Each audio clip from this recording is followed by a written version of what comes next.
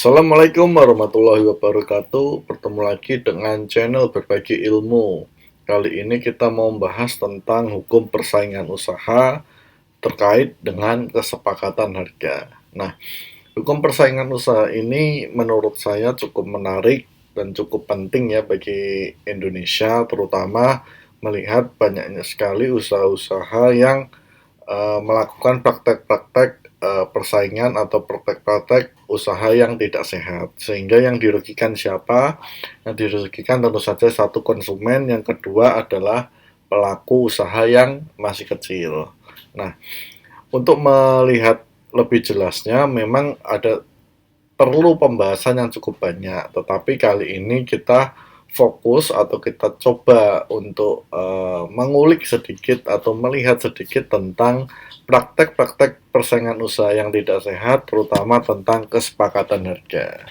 Nah, kita masuk ke materi ya. Oke, yang pertama tentu kita harus paham dasar hukumnya apa, yaitu Undang-Undang Nomor 5 Tahun 1999. Jadi undang-undang ini tentang larangan praktek monopoli dan persaingan usaha tidak sehat. Umurnya sudah cukup lama di Indonesia. Jadi tahun 99 sampai dengan 2020 berarti ini sekitar 21 tahun. Nah, saya nggak tahu apakah ini undang-undang ini akan diajukan untuk perubahan, perbaikan, atau revisi. Saya tidak tahu, tetapi yang pasti saat ini undang-undang inilah yang masih dipakai. Meskipun saya yakin ada beberapa penyesuaian karena saya melihat juga ada beberapa putusan MK yang menganulir atau menyatakan beberapa pasal itu tidak sesuai dengan aslinya lagi. Nah, kita masuk ke filosofi dasarnya. Kalau saya suka membaca undang-undang atau aturan itu, saya lihat dulu asas dan tujuannya. Nah, di pasal 2 ini dan pasal 3 ini tertulis jelas ya.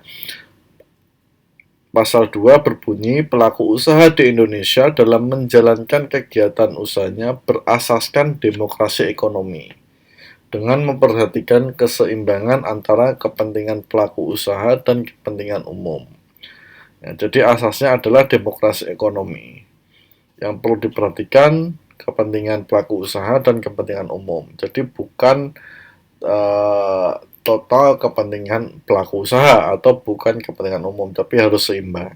Nah, tujuannya kita bisa lihat di pasal 3, yaitu undang-undang ini dibentuk untuk satu, menjaga kepentingan umum dan meningkatkan efisiensi ekonomi nasional sebagai salah satu upaya meningkatkan kesejahteraan rakyat.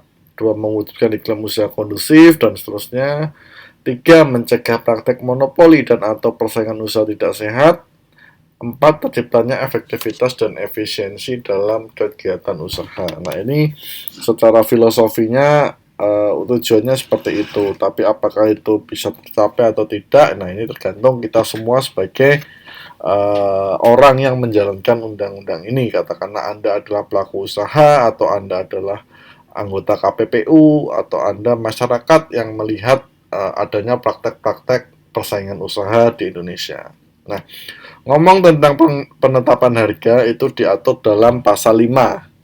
Jadi ada dua ayat di situ. Yang pertama adalah pelaku usaha dilarang membuat perjanjian dengan pelaku usaha pesaingnya untuk menetapkan harga atas suatu barang dan atau jasa yang harus dibayar oleh konsumen atau pelanggan pada pasar bersangkutan yang sama. Ketentuan tersebut tidak berlaku bagi perjanjian yang dibuat dalam usaha patungan atau perjanjian yang didasarkan undang-undang yang berlaku. Nah, kita mau masuk saja ke kasus realnya supaya kita mendapatkan pemahaman yang jelas, yang konkret ya. Nah, yang pertama ini saya ambil dari kasus yang cukup awal tahun 2003, yaitu terkait dengan kesepakatan harga tentang penetapan tarif bus kota batas AC sebesar 3.300. Ya, jadi kalau di layar Anda bisa baca ya, tindakan tersebut diawali dengan cara mengajukan permohonan ke Gubernur DKI Setelah melalui proses pembahasan antara beberapa pengusaha angkutan bus dan Dinas Perhubungan, akhirnya Pemda menyetujui kenaikan tarif dari 2.500 menjadi 3.300 per penumpang. Nah, jadi KPPU menduga nih ada kesepakatan harga sebelum terbitnya peraturan daerah tentang surat keputusan nomor SKEP 115 DPD garing Romawi 9 garing 2001 tentang penyesuaian tarif angkutan umum. Jadi dalam perkara ini KPPU cukup membuktikan adanya perjanjian yang dilakukan operator bus kota Patas AC yang dalam hal ini disepakati tertulis. So ini malah enak kan?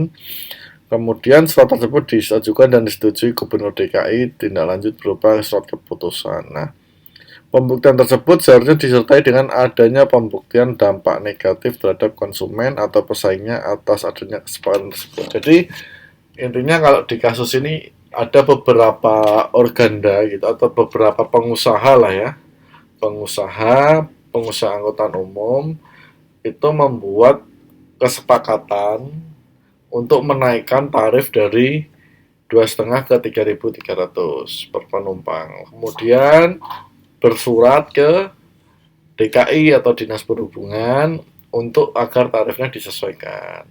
Nah, di sini terkenanya pasal 5 adalah kesepakatan harga tertulis itu, ya. Jadi kesepakatan itu tidak boleh. Kenapa? Satu, kalau kesepakatan itu dibuat, bagaimana dengan pihak pengusaha angkutan Patas AC yang tidak ikut dengan kesepakatan itu? Harganya masih harga yang di bawah normal atau di bawah ditentukan. Nah, jadi dia hanya melihat deliknya terpenuhi, ya sudah, itu pelanggaran.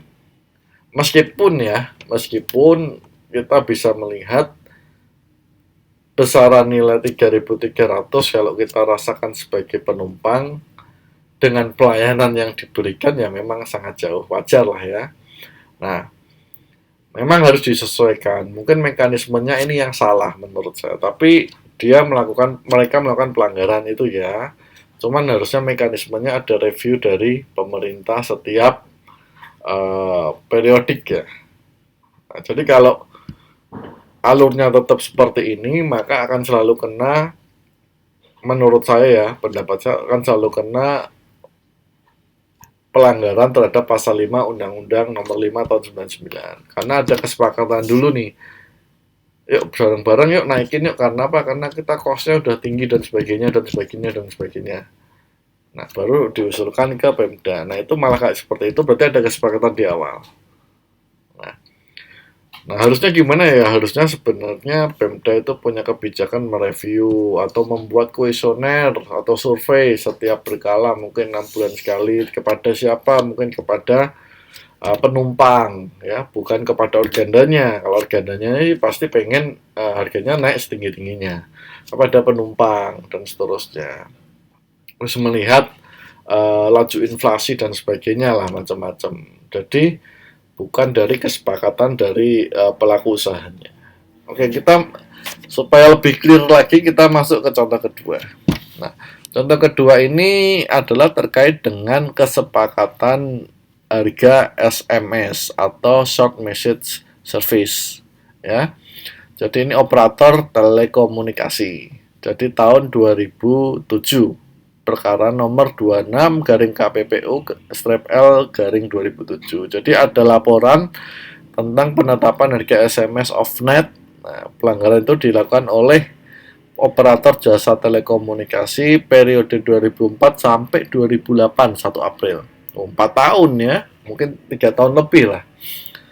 KPPU menemukan bukti klausula perjanjian kerjasama interkoneksi yang menyatakan harga layanan SMS off-net berkisar pada Rp250 sampai Rp350.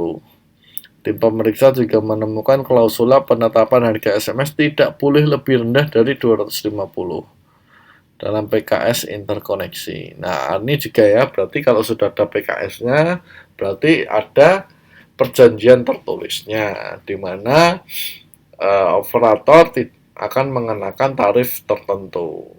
Nah, ini yang menimbulkan kerugian bagi konsumen. Saya yakin biaya atau harga layanan SMS itu tidak sampai angka 250 perak itu. Pasti jauh di bawah itu. Cuman saya nggak bisa sebut, cuman di sini di state seperti itu lah. Nah, ini lihat kasus realnya ya. Jadi kemudian kalau di sini disampaikan mengakibatkan kerugian konsumen dihitung berdasarkan selisih penerimaan harga kartel dengan penerimaan harga kompetitif setidak-tidaknya sebesar ini berapa nih?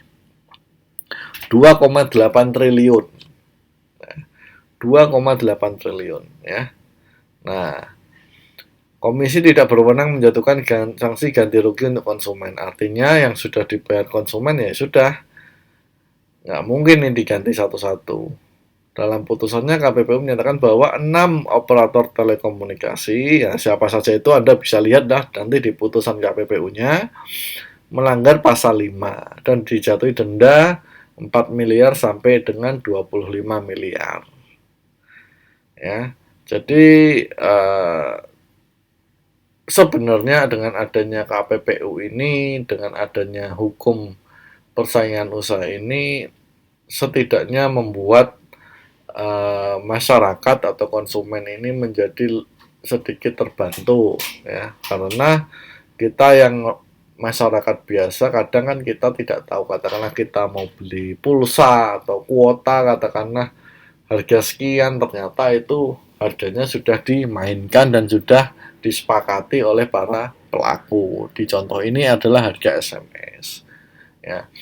Nah, itu dua contoh tentang pelanggaran terkait kesepakatan harga yang dilarang di pasal 5 Undang-Undang Nomor 5 Tahun 99. Cukup menarik. Nah, nanti saya coba melihat lagi atau mengulik lagi atau membaca lagi putusan-putusan KPPU terkait persaingan usaha.